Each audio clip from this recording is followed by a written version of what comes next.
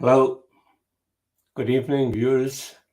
Today, I just want to reiterate that this program is brought to you by a coordinating body of Guyanese resident in the United States, Canada, the UK, the Caribbean, and in Guyana. Our sponsor for today's program is well-known philanthropist, Mr. Dave Narayan of Dave Imports Limited. Today, we are very privileged to have with us the Honorable Minister of Labor, Honorable Joseph Hamilton. So he has been introduced, I think, about two occasions on this program already. We are very pleased to have him today, and our panelists will be myself and Professor Mahin Hariraj. Welcome to you, Honorable Minister of Labor. Okay, thank you very much and good night. And welcome to Professor Mahin Hariraj, who has just joined us as well. Good evening, Doctor. Good evening, Minister Hamilton. How are you? Good evening. Honorable Minister, I watched you on your program on Monday on Globespan. I hardly watched that, but for some reason, because you were appearing, there's a reason why I watched that program. But I would not repeat some of the questions that they asked you there or some of the information, but I want to you to talk a little about labor needs in Guyana, especially in terms of your prospective occupational skills needs that was done between the ILO, the IOM, the Ministry of Labor, and the U.S. State Department, where you focus primarily on the construction industry. If you want to talk to us a little about that, that'll be great.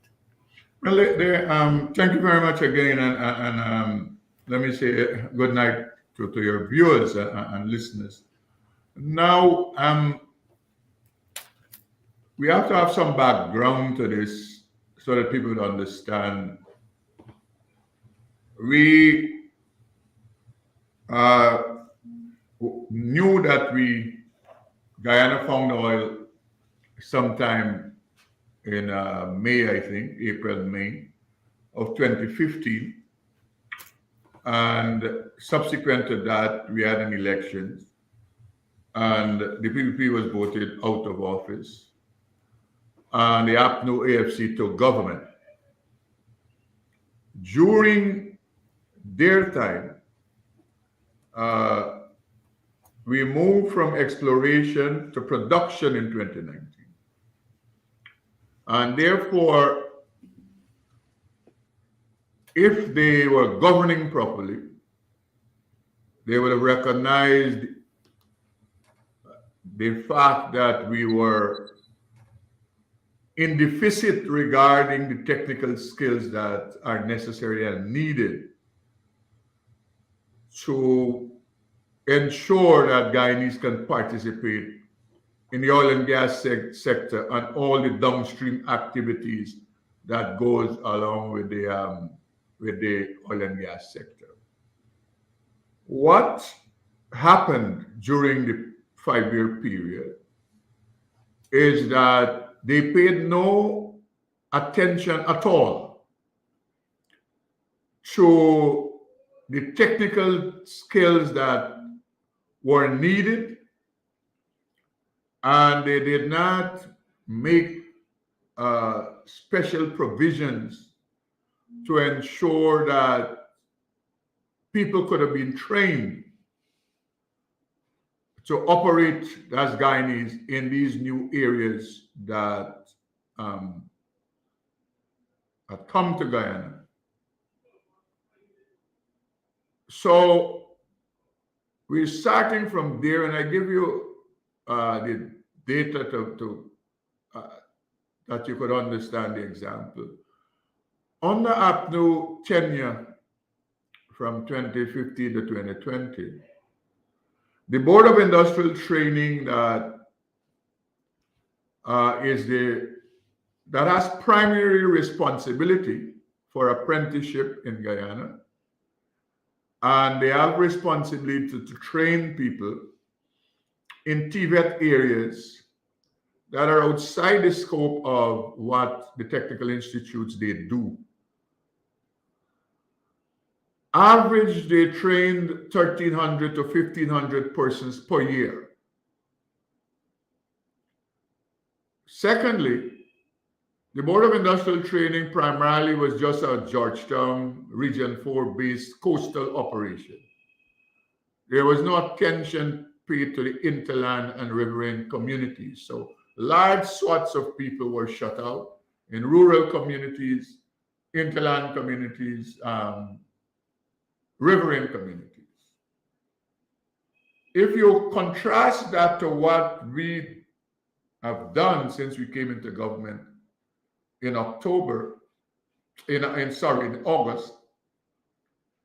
by the time 2020 came to an end, we trained 2,000 persons at the Board of Industrial Training. 2021, we trained 3,086 persons. And in 2022, we trained 4,000 and counting, because some graduations from 2022 classes are still happening as I speak to you. All told, in the period of less than 3 years, we would have already trained over 8,000 persons in different technical areas. Added to that, we have started new technical areas. Take, for instance, fiber optic cable installation. That's a new program. And the solar PV program, that's a new program.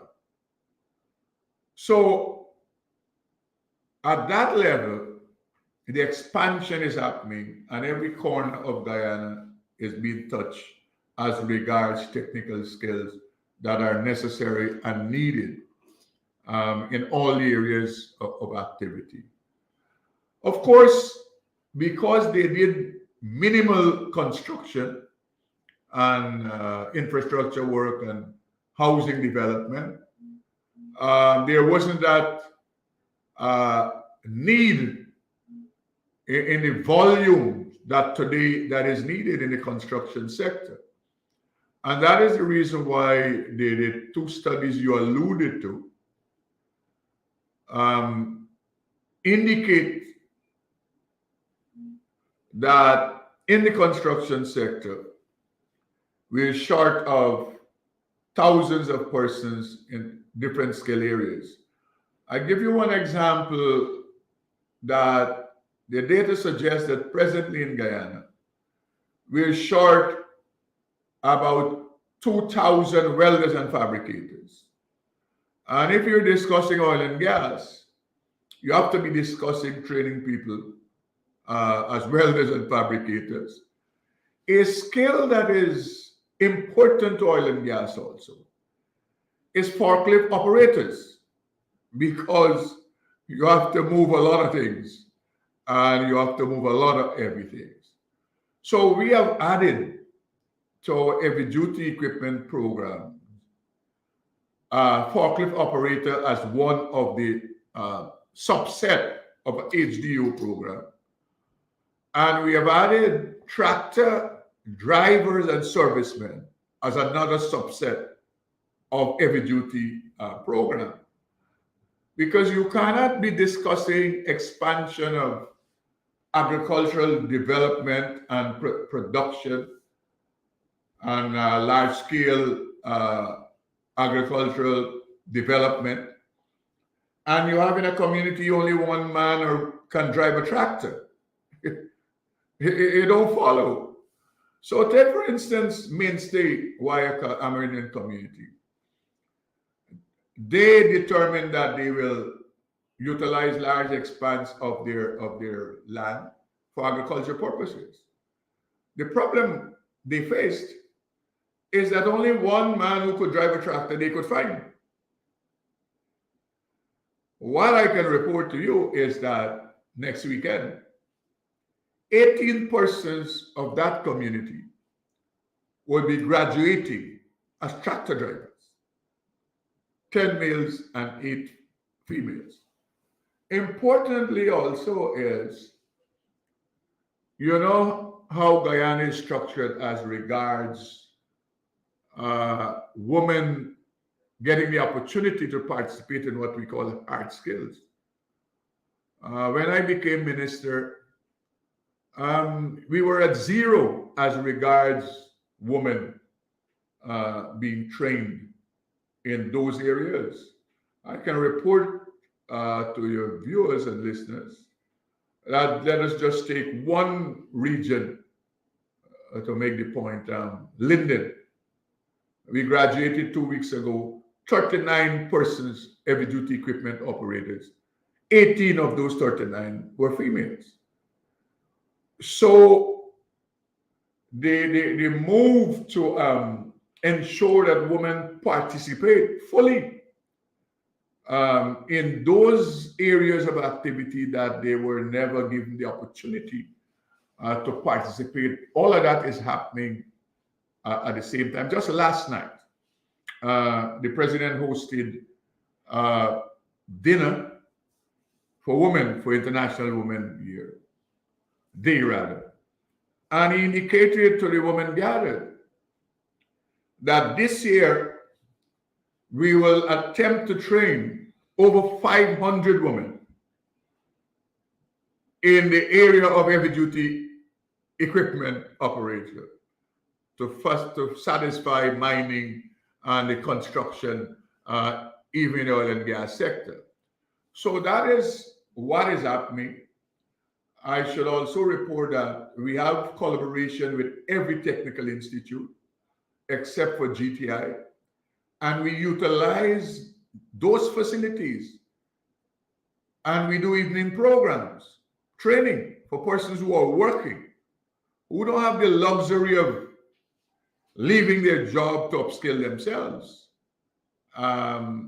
So we utilize these facilities to do the necessary training that are needed. So we are coming from this great deficit, and we are making some gradual progress to ensure that we can satisfy the labor market. Firstly, with Guyanese who have the requisite skills before we even consider the conversation of migrant labor, controlled migrant labor coming into Guyana to work in different sectors. Okay, thank you. I noted in that report there's mention that the construction sector accounts for 9% of the total labor force in Guyana. But as you rightly said, the majority of people there, over 96%, were males. And it's excellent that you're doing now focusing on women employment in that area. They were very much underrepresented there. And before you leave that, what about your staffing for the Board of Industrial Training? Do you have enough staff with the capability, technical expertise to deliver the training necessary? Well, how we work, what has happened is that to ensure that we can facilitate what the government wanted done, we appointed technical officers in every region. In some regions, you have 2, like Region 6. We have 2 technical officers, one that deals with the New Amsterdam and East Bank, Berbice, and right up to somewhere halfway in quarantine.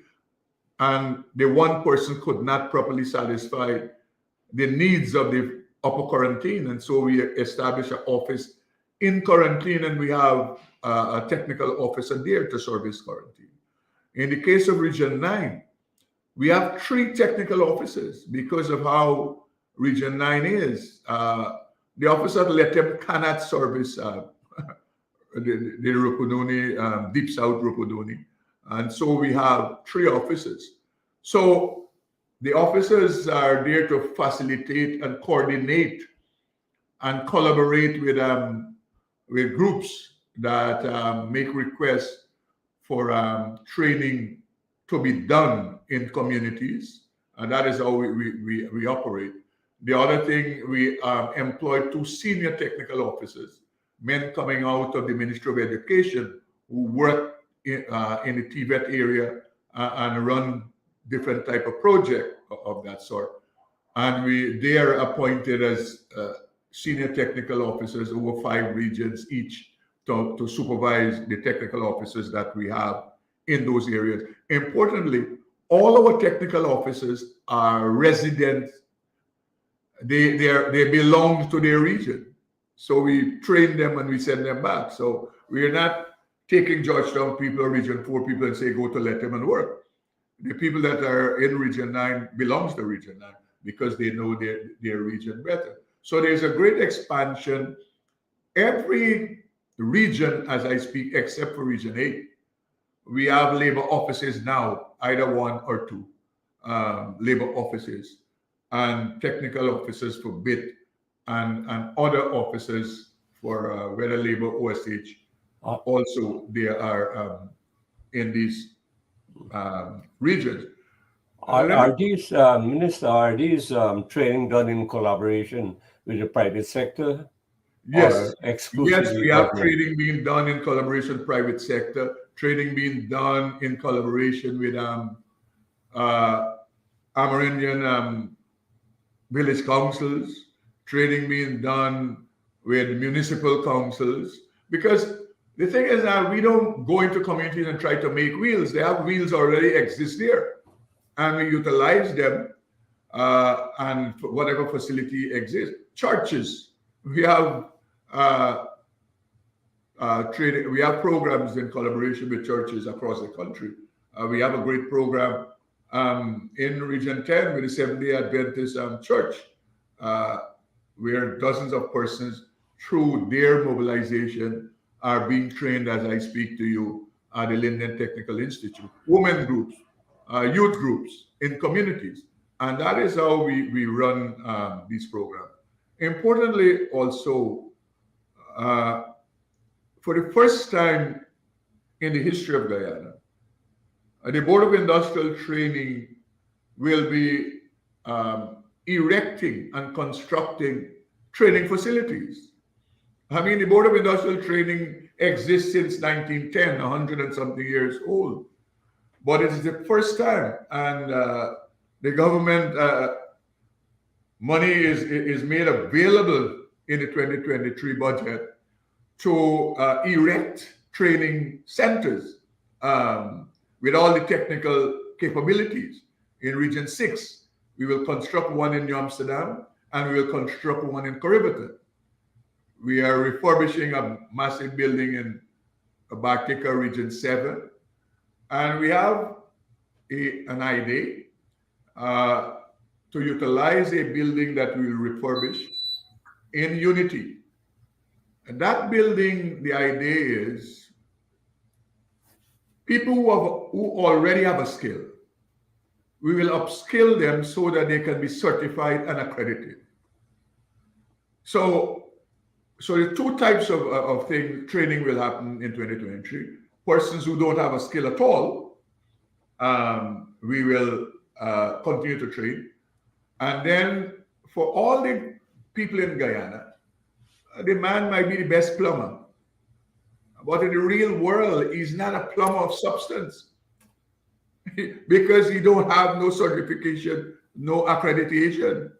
And my fear is, if we don't deal with that, we might have contractors coming to build things in Guyana, and their contract with companies stipulates that only accredited skills men can work in the project. So that is what we're doing. $150 million is appropriated to build skills training center under the Board of Industrial Training. Thank you, Minister. And I'll pass you on to Professor Mahin. Over to you. Thanks, Dr. Tara. Good evening, Minister Hamilton. I think, given your stewardship of the Ministry of Labor, it's heading in the right direction. But I can't help but to ask this question. Given Guyana, there's maybe a misconception of a labor shortage versus a skill shortage, which you're speaking about. And I would hope you can speak a little more about that. But the question with respect to these individuals who have received certifications, is the ministry working in conjunction with corporations and businesses to place them as well? Yes. We have a department in the ministry that we a central recruitment and manpower agency that for us who are not so young like you, Professor, myself, and Dr. Singh, we know long decades ago they used to call it the labor bureau and the labor exchange and that kind of thing. So now they give it a central recruitment and manpower agency. And what we did last year, March, we developed a platform. So now a person who looking for a job, they don't have to go and register paper-based. They go on the our job bank, and they can register and put up all their credentials there and their certificates. Likewise, companies are utilizing and can utilize the job bank for free. The service is free to the public, whether employer or employees, potential employees, and many persons already have been able to access jobs via the job board. So that is a helpful thing. And we have relationship with all the private sector organizations. We are utilizing some of them to do apprenticeship program. Last year in Gaisuko, just alone, I think it's 173 apprentices that bit placed there. So we have just made other places, and we're working with more apprentices masters. So the Demerara Bridge now, they're a master. The manganese company in Matthews Ridge, and we are discussing with many other companies, the oil and gas companies. We are having conversation with them about placing persons there as apprentices, because you will know that welding in oil and gas is more elevated than the ordinary welding that you will train people for. So for them to gain that type of experience and develop themselves, we are already having discussion with companies that are in oil and gas to allow for apprentices to be placed at the facilities so that they can develop themselves with the requisite skill to participate in the oil and gas industry. Importantly, also, I didn't mention, of the 8,000 and odd persons we have already trained, about 46% of those are females. And that is something I continue to preach to females about thinking outside the box. And as a nation, the fact that the females are the majority gender in Guyana, we cannot talk about development and they're excluded from certain type of training and participating in certain type of jobs. So yes, to answer the question about how we take people down the road to ensure that they become employed, because our role is to make them employable, but we don't stop there. We have what you call a tracking system. We have a tracer study that at any given time, we can properly say that the percentage of persons who we train, how many of those persons are employed, where in their skill sets and so. So all of those things are happening as I speak to you. You raised the point of skills, labor shortage and skills shortage. Now, what we have is a skills shortage. We don't have a labor shortage. For that matter, most, if not all, of the contractors in this country, with the great capacity that they have difficulty now executing projects on time because of the labor shortage and skill shortage. So there are two different things. There are jobs, if people want jobs, all around the place. The issue is a lot of people want the special job that they're looking out for that might not be available at the time. The people we train, I normally would say to them at graduation, whilst you're looking for the job that you were trained for in that area, find a job. Because you have to, during that period, be able to take care of yourself and your family whilst you're looking for the job that equals your skill set. So the major issue we have in Guyana at the moment is a skills shortage, and the government is working with the private sector, with all partners, to ensure that we can arrest that situation as we go along. Next question, Professor. Yeah, quick. Just to add on to that, while these individuals are participating in the training, most of them, maybe from the numbers you indicated, 8,000 is wonderful, but given the transformational agenda Guyana is embraced with, how do you incentivize more individuals to come to the table to receive this training, knowing that they have bills to pay and all of these things? Is there a stipend that they receive during training? Yes, there's a stipend. Importantly, all the programs that we do are free of cost. All the programs. Secondly, there's a stipend given to help people to get around. And thirdly, and most importantly, most of the programs, when a person comes into the program, say mechanic program, they are given a toolkit to work during the program. And when they are graduating and leaving, that toolkit belongs to them. So that's the start, whether they are doing building construction program, whether they are doing plumbing, whether they are doing mechanic program, we send them off prepared in the event they want to establish their own small business or they will be seeking employment. You cannot be seeking employment without tools to execute, And so that is how we are doing. The other important issue is this, like this program, electrical installation. We don't want to leave it there after we train these people.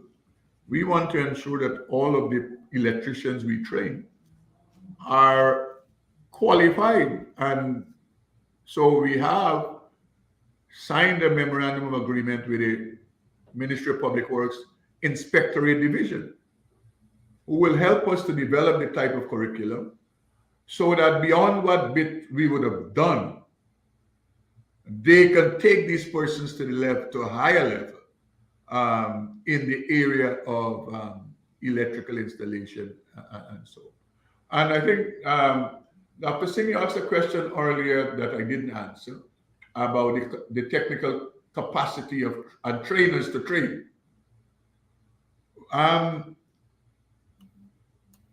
All the people we utilize as trainers are competent professionals that we pay to train.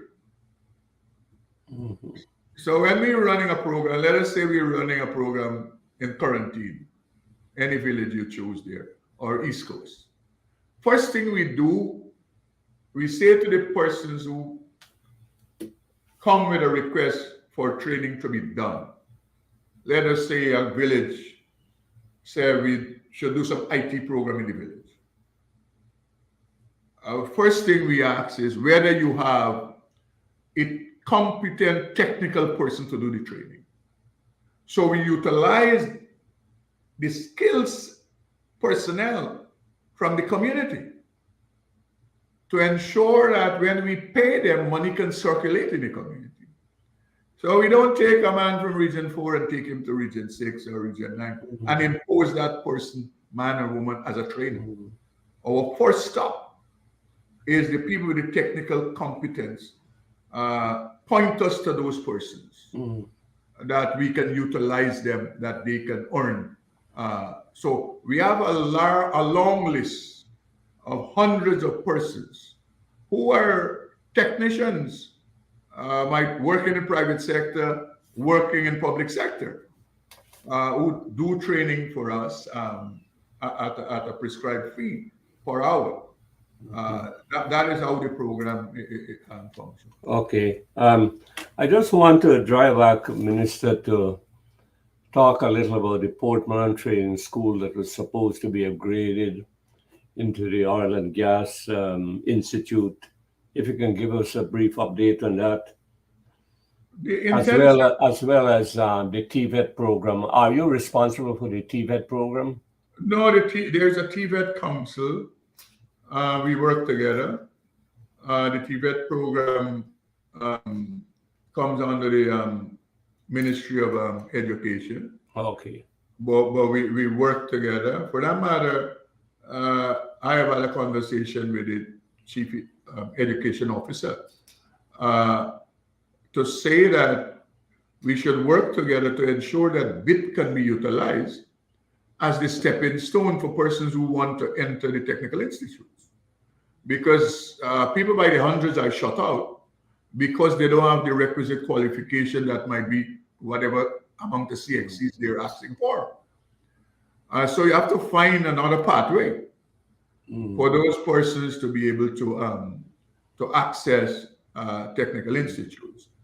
The Oil and Gas Institute, I have had some preliminary conversations with Professor Sankat, that is overseeing the development of that when we had graduation last year at Port Moran Training Center, because we do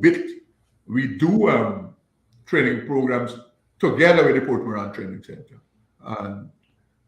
So the idea is collecting data. Money has been budgeted to start the construction and all those things. I think at the moment they're doing all the issues that got to do with the land and the transfer of land and all of those surveying issues and so. But as I understand it, the intention is to at the institute to train people at different levels to participate and work in oil and gas. Because a lot of people, when they're discussing oil and gas, they focus on the people who are at the highest level, but they're mid-level and low level. If they don't participate, the people on the highest level will not be able to get the job done. So BIT will work along with the persons who will be responsible for that, executing that project. And we would be a contributing factor.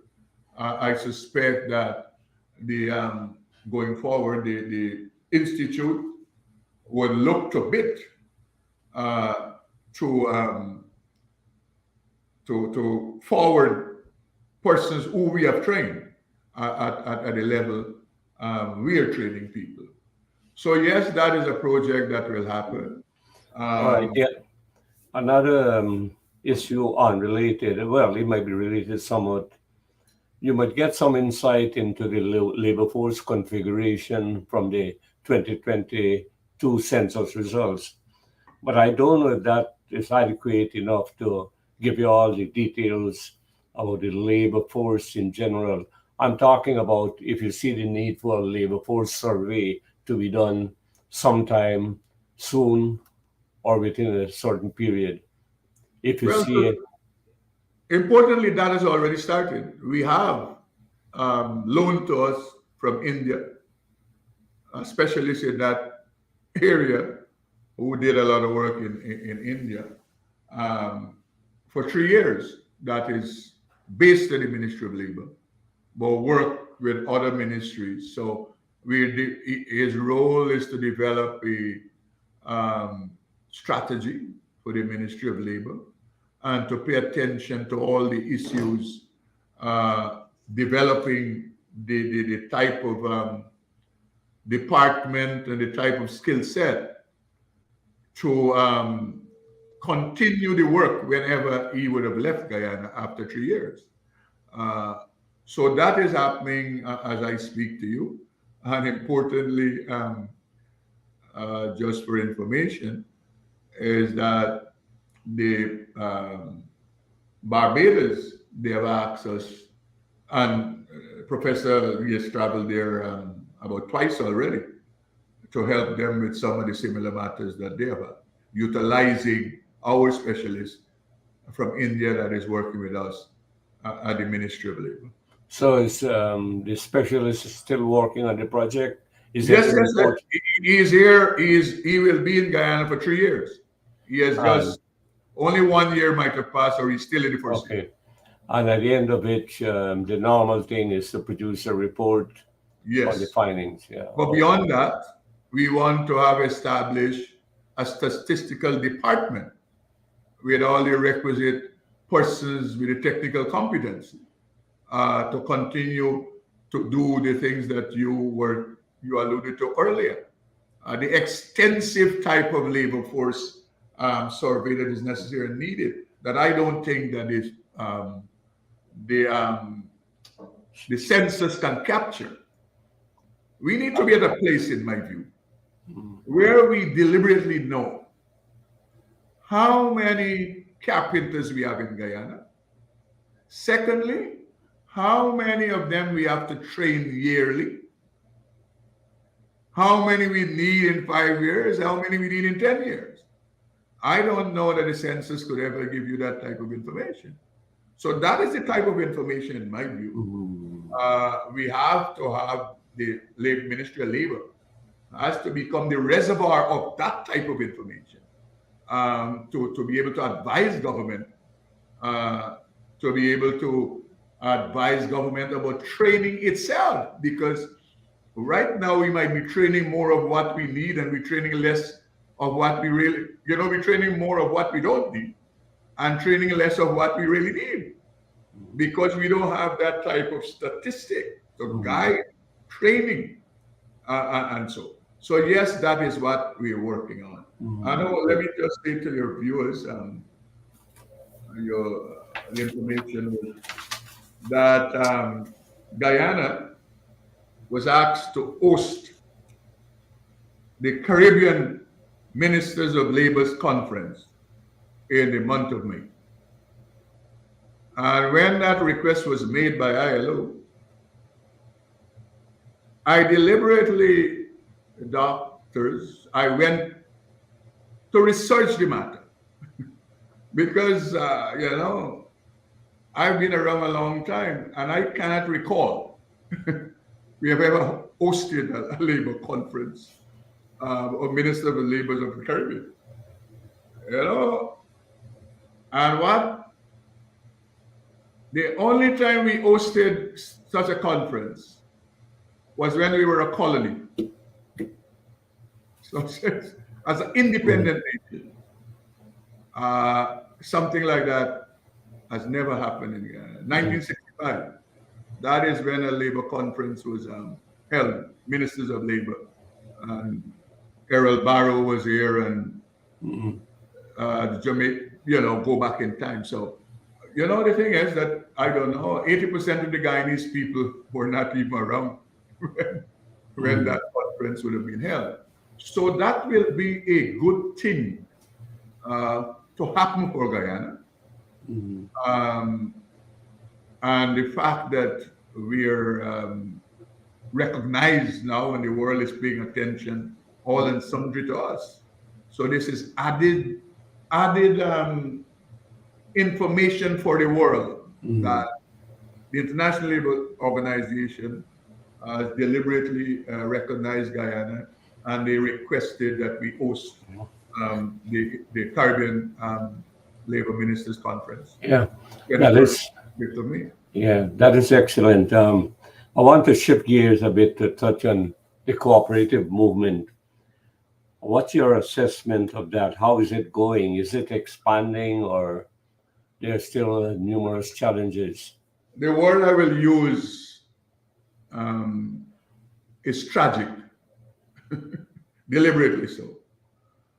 I have just had a forensic audit company. They're about finishing up the report because I wanted independent people to advise me before someone accused me of ethnic and political discrimination. You know, this country, when you make decision, your policy, action, people, they put it in all kind of stuff. So we have this report that will guide us, that did a forensic audit of the total labor department and all the issues that surround cooperative. Before that, I'm aware of the tragedy, as I said. What is the tragedy? Co-op societies in Guyana, they have tens of thousands of acres of land that was leased to them.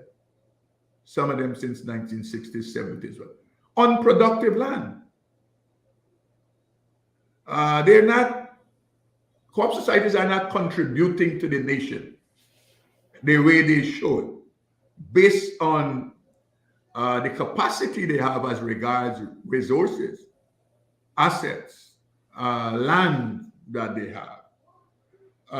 So we have to reach the place, and I have said in the National Assembly during the budget debate, that this year is either you resolve the issues as a co-op society or you will be dissolved. Because I would rather supervise 200 co-op societies that are making their contribution to the development of Guyana than to have 500 and odd names listed when 300 and odd are making no contribution, and they have all of these prime lands all over the place. In every region, you have. So the report I will use to help me to make the necessary decisions that must be made. Some co-op societies are doing better than others, but the majority of co-op societies are not contributing, are not producing anything. In some instances, some people of the society, they have become landlords. The people who are farming on the land is not them. They rent out the land. Some of them families have taken it over, and that kind of thing. All of that must be corrected. It has to be corrected. And I know, there will be a lot of political flack, and so I'm willing to deal with it. Because my position is that if I'm going to do this work, I have to do it well. And that is the position I've taken. I'm prepared to live with the consequences and the reverberation that will come with that. Credit unions, you have also that when I became minister, generally what they were doing is just lend pittances to their members, to buy a blender and a microwave and so. That is what the man is a member of the credit union for. So I can report that at least one credit union, they now lend their members $5 million maximum to purchase vehicle and $15 million maximum to construct a house. So we have moved from the blenders and the microwave, you know, to where you positively can change the life of your members. And that's what these things were established for, to help ordinary people to develop themselves, to make that contribution. And in my view, if they're not doing that, they shouldn't live. If they're not accountable and transparent, they should not exist. Um, Look, I give you example also. Region 10, you have a lot of people involved in forestry. On Vice President Jacques, when he was president, he made available thousands of acres of land via forestry to persons, small loggers, to do logging. The thing is, the government, President Ali, set aside $300 million, and Demerara Bank is matching it with $600,000, where you have established a revolving loan fund at minimal interest to help develop small loggers, to take them to downstream activity and all that kind of thing. As I speak to you, none of those co-op societies will qualify because they have not done audits in how long? Some of them are producing and making money, but they still are friendly societies, you know? So that has to be regularized before they can access the loan.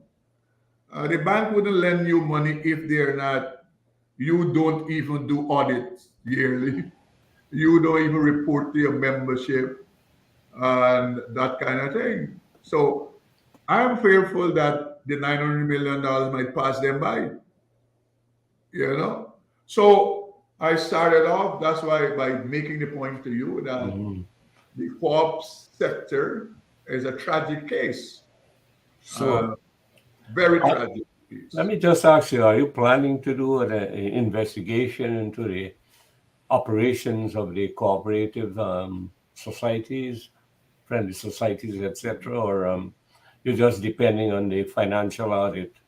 No. When I talk about forensic audit, I'm not talking about financial audit. That's what I was saying to you. I am doing this audit from inside out, where the co-op department was fully audited forensically. So the files that they have there, I want to know if they're real files. So it's not a yearly financial audit I'm talking about. An integrity audit that would involve and include financial audit. All right, thank you, Minister. Dr. Tara, if I may just Yeah, accept, go ahead. you said, Minister, you stated that the view that you want of the corporate societies and operation is a comprehensive one. The last time I think this area came to the news was around the compliance of the anti-money laundering law, which is stipulated by the Financial Intelligence Unit. Can you speak? You said basically the current state of that area is dismal. But given it's a robust area or mechanism in the past to give microfinancing and all of these things, are you looking to revitalize that with some level of speed? Given that it's one of the projects out of that is the sustainable living development. So is that also dormant at this time? Yes, the thing is, look, you have many of these friendly societies. Properly, they are co-op societies, but deliberately they have registered over the years as friendly society. Because once you are doing work for profit and you're making money, that's not a friendly society. A friendly society is a benevolent, charitable thing. But when they're a friendly society, is less scrutiny than when you're a co-op society. But you mentioned about what we call loosely here the Money Laundering Act. The advice and instruction coming out has indicated that all of these friendly societies, they will have to graduate to become co-op society so that they can be properly scrutinized and audited. Because the data suggests, not in Guyana, but around the world, that a lot of friendly societies are utilized as conduits for money laundering. And even in some instances, terrorism activities. That is documented because they're not given the robust scrutiny. So now, what I did since last year, I have instructed that we will register no other co-op society until we settle all the mess that exists. And that is why I commissioned this integrity audit that can guide me to a place independently and objectively so that I can depend on that and to deal with the naysayers and the fabricators who will want to peddle that somehow the people be trying to take over and people be trying to dispossess Black people of their property. Total nonsense. But the people who are not wise to that, they will accept those foolishness. But the reality is, co-op societies in Guyana, like gentlemen, are people of all ethnic groups got co-op society. Most of the fishermen co-ops in this country, Indo-Guyanese are the people principal beneficiaries and who own them. Agricultural co-op societies. So deliberately, you have the likes of the Lincoln Lewises and them who seek to mislead that Hamilton is utilized by the PBP to dispossess Black people.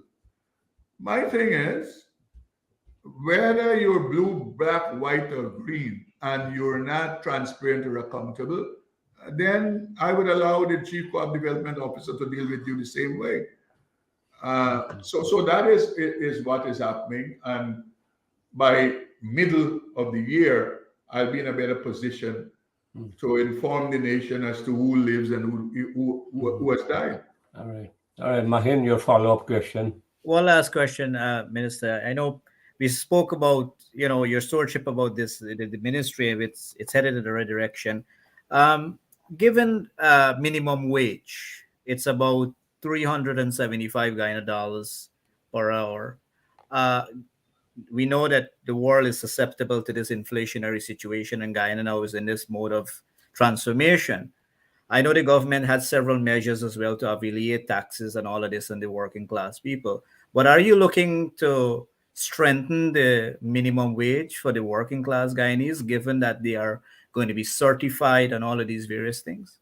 Well, there are two things. One is that what we have, I have to have the background to this matter.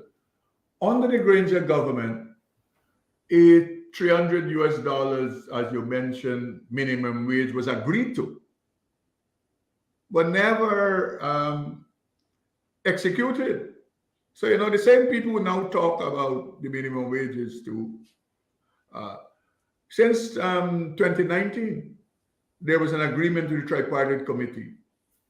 It is our government who ensured that it happened. Now, that is the national minimum wage. But in the public sector, the minimum wage presently is about $84,000 with 8% increase, 7% increase last year. So we're talking about national minimum wage that private sector and all the people they have to, but at the level of the government, we have no one in the government service that is working for $61,000. The minimum wage in the public service, public sector is $84,000 or thereabout. Right. Shouldn't we make that consistent though, that the private corporations come to the table at the same level or greater levels? No, well, just to say to you that we have the tripartite committee, and those are discussions that we will take up again this year to deal with all the issues, because both labor and business are members of the tripartite committee, where that matter will have to be discussed, because the minimum wage to get to 60 from 44, I, during the period of several months, delayed it coming out of COVID and all the other issues, and where businesses pleaded and made the case that they were affected in a negative way by COVID. And many persons, labor was saying, okay, pay the minimum, issue the order. But as a government, you have to take everything into consideration. My position was, okay, I signed the order, and the company that now got 60 employees, they might have to send home 30. What have we accomplished? So government, we have to balance all the things that are around us. We know at the level of the government that wages are not where they should be. All of it, we are aware. And that is the reason why you have alluded to the fact that since we came into government, there are several measures that we have put in place, and we will continue to do that. This is a matter that every day, regularly with the cabinet, we discuss this matter, and to see how different sectors we can help out. We have done like several things for different sectors. You know that the president has committed to gradually increasing wages. He has committed to different sectors in the public sector. He will pay some specific attention to them. He has already done that to people who work in the health sector and in the security services. And he has indicated that the teachers will have their day. Because one of the things is, gentlemen, is that when you raise salary to a level, you have to first discuss sustaining it. Salary increase is not a bonus. A bonus is one-off. A salary increase, you have to know you have revenue to sustain it. And you have to be sure about the revenue that you will be getting to sustain it at whatever level. But as I said, the government continues to pay attention to the matter. Importantly, also, all the training we are talking about, and I've just indicated to in all the areas, is to help people to be able to work for better salaries.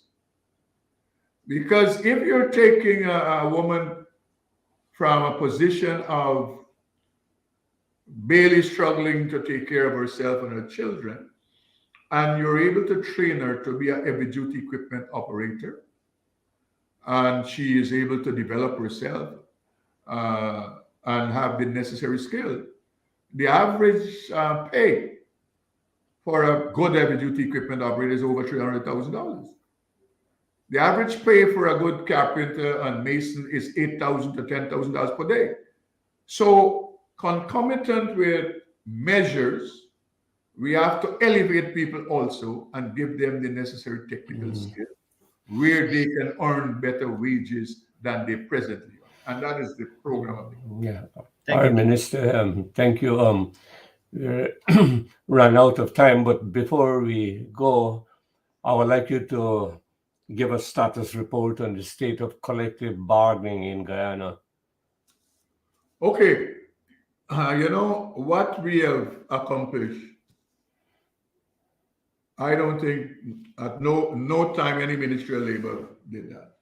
In less than 3 years, we have been able to mediate and have about 24 CLA signed. When we came into government, you had some people who weren't even talking to each other. They didn't want to sit down around the same table. That is employer and labor representative. All of that we have changed, and I think counting is about 22 CLAs, and we have had signed with GT&T and the PTW the most progressive CLA ever in Guyana, where they look beyond salaries. enshrined in the CLA is training for people. And once they're trained and qualified, graduating their salaries upward deliberately. And that is a very progressive CLA. We will continue to do that. Importantly, on that front, last year we were able to recoup some $40 million for workers that were owed to them by employers. So, and if you note, because of how the intervention is happening, the labor sector is very quiet. It's not that restless. It's not that restless because of the intervention and the mediation, and so that we continue to do, and we are doing. We have to pay some attention to the oil and gas sector to see how they can be supervised better and managed. And that is something that we're working on. All right. Thank you very much, Minister. There are other issues which we would like to raise with you, but time is run out. If you want to make your concluding remarks now, please go ahead. Quickly, I'm grateful, thankful that you can allow me this medium to speak to viewers and to listeners, and to say that we moved from a place where you had no labor ministry to reestablishing a labor ministry. And at the same time, we were building structures, we had to give service. And we expanded the services far beyond the boundaries where it ever was in Guyana. And we're thankful for all of those that are cooperating with us and that they have given us the support to ensure that the labor ministry can be seen as active and proactive in everything we do, and deal with issues of training and development of people. And that we will continue to do. The government at the level of the cabinet is supportive, and I have just indicated to you, money is made available to do things that never had happened in Guyana, and that will continue because there's a recognition by the government about the importance of the labor sector in the development of the country and the trajectory within which we are seeking to. Thank you very much. Professor Mahin, you want to make your concluding remarks? Yes, Doctor. I just want to take the opportunity to thank Minister for insightful information and continue the great work. I think, as you indicated, Guyana getting recognition to host the first labor conference, that's a big step, and it shows your robust management of the sector. So I just want to make sure that we support you and we continue to be visible. And obviously, we're conveying questions that is funneled through this program. So as much as we learned from the diaspora, we will communicate with you. Okay, thank you very much. I'm always available. Thank you very much, Minister. It has been a very, very interesting and informative program, and we have learned quite a lot from you as usual. You're very articulate and erudite, and thank you. Continue with your great works. Pleasure, gentlemen. Thank you. Thank you. Good night. Good night, Mahin.